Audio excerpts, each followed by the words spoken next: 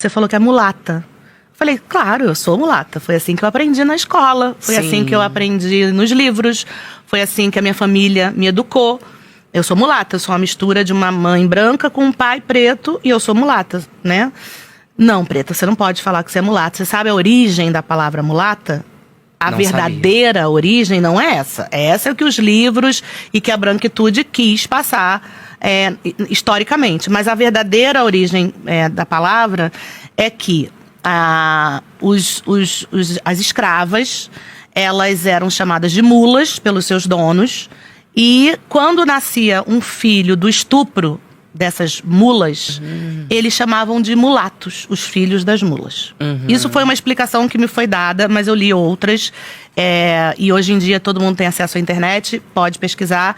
Vão ter outras origens do nome que todas são terríveis e todas têm uma ligação brutal com racismo, enfim.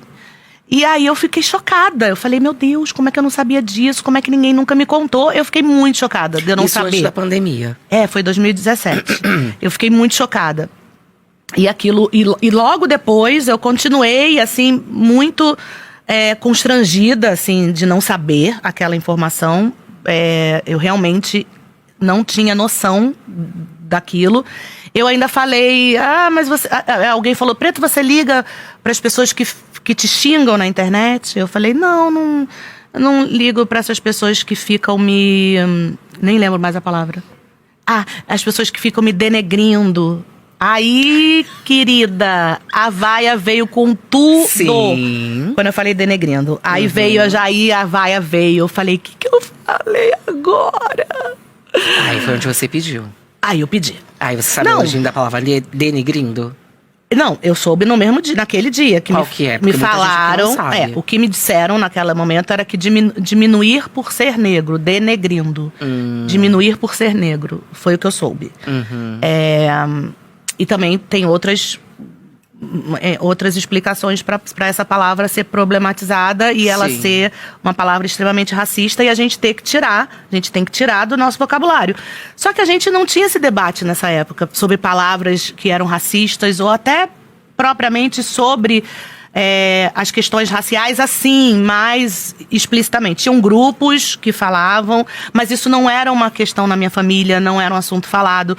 Então eu busquei, a partir daquele momento, dessas duas vaias, me letrar. Eu fui entender e fui estudar para ter mais preparo, para não passar por esse tipo de situação. Como? Você vai ler, você vai falar, você vai conversar com pessoas mais velhas.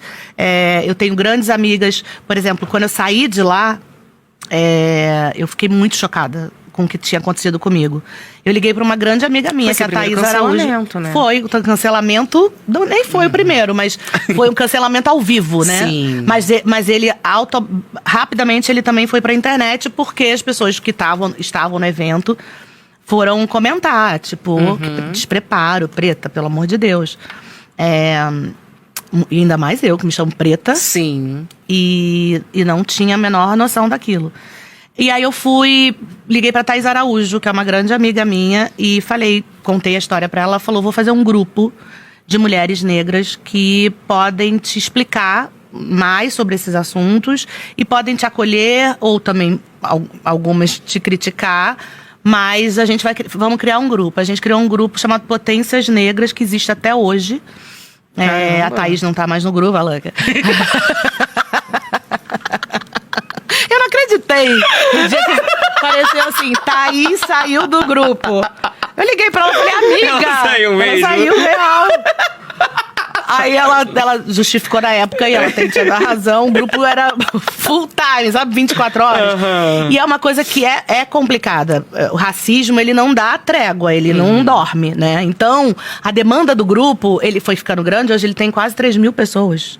Então, caramba, você ainda tá nele? Eu tô nele. E hoje a Tia Má, Maíra Azevedo, que é a grande Você ainda lê o grupo? Eu leio o grupo e acho importante. E muitas vezes, quando eu não leio, amigas minhas que estão no grupo falam: Preta, tem uma mensagem lá importante. Preta, aconteceu isso, isso e isso, a gente precisa agir.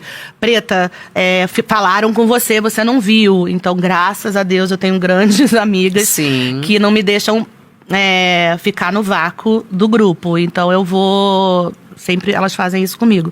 Mas eu fui me observando e me preocupando mais com essa questão do letramento racial, que hoje é uma pauta, que hoje é um assunto, que hoje muita gente busca, e muitas empresas buscam principalmente, mas que é importante a gente falar, e eu gosto de usar esse exemplo, porque as pessoas imaginam: Preta Gil, filha do Gilberto Gil, eu já nasceu letrada. Não, a gente não nasceu letrada, até porque isso é uma questão muito geracional, né? Não Sim. era da minha geração esse letramento.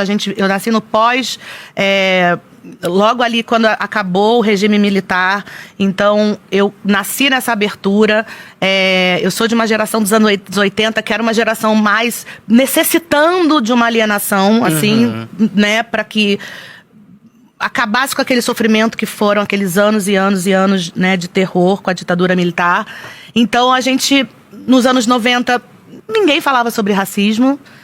Nos anos 2000, no começo, quando eu comecei minha carreira, eu fui levantando várias pautas e bandeiras que eu nem sabia que existiam, mas pela minha existência propriamente eu fui levantando, como gordofobia, racismo, LGBTQI-fobia, enfim, homofobia, enfim, transfobia. Tudo isso eu falava naturalmente.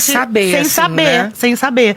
Depois eu fui entendendo a tal da representatividade, conforme eu fui me encontrando com pessoas que me diziam: você me falou uma coisa que me inspirou, você falou uma coisa que eu já passei, mas eu nunca tinha ouvido. Quando eu me assumi, quando eu comecei a minha carreira, que eu me assumo uma mulher negra, gorda, não padrão e bissexual, isso na época, 20 anos atrás, é muito louco, né? Porque você fala: oi? Normal, né? Você falar sobre quem você é. Não era normal. Não era. Foi uma coisa muito chocante, muito louca. Mas eu fui batendo no peito e tô aí há 20 anos. E